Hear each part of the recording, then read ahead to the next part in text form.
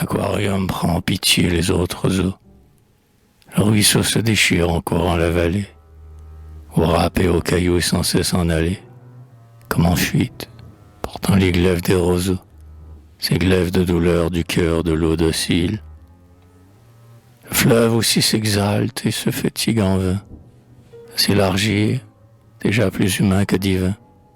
Hélas, car tout son songe intérieur vacille, de porter des vaisseaux, de réfléchir des tours, d'être au gré de l'heure en ces vastes détours. Même l'eau du canal n'est pas assez recluse, trop impressionnable aux nuages, au vent, au jeu de s'argenter parfois quelque écluse, qui le fait blanc comme les cygnes l'énervant.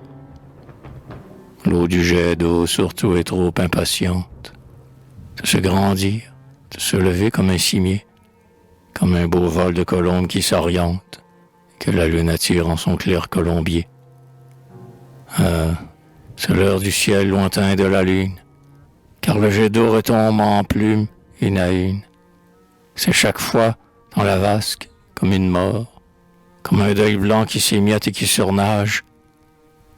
Plus de reflets, l'eau trouble est pleine de carnage, triste aboutissement d'un orgueilleux effort, quand il était facile et suave pour elle d'être visionnaire en restant naturel.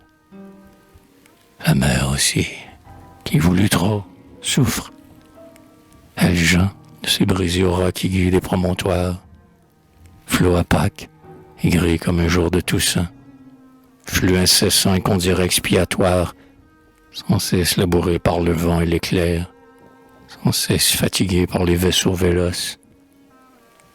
Mer infinie en qui se fane un trésor clair, perles, coraux et tous ces beaux écrins de noces, richesse intérieure, orfèvrerie en feu, dont, trop vouée à vivre, elle a joui si peu. L'aquarium les plein, toutes ces eaux vassales que la vie intéresse ici associant, tandis que lui, c'est son seul songe et conscient. Il n'a pas d'autre but que ses fêtes mentales et l'anoblissement de l'univers qu'il est.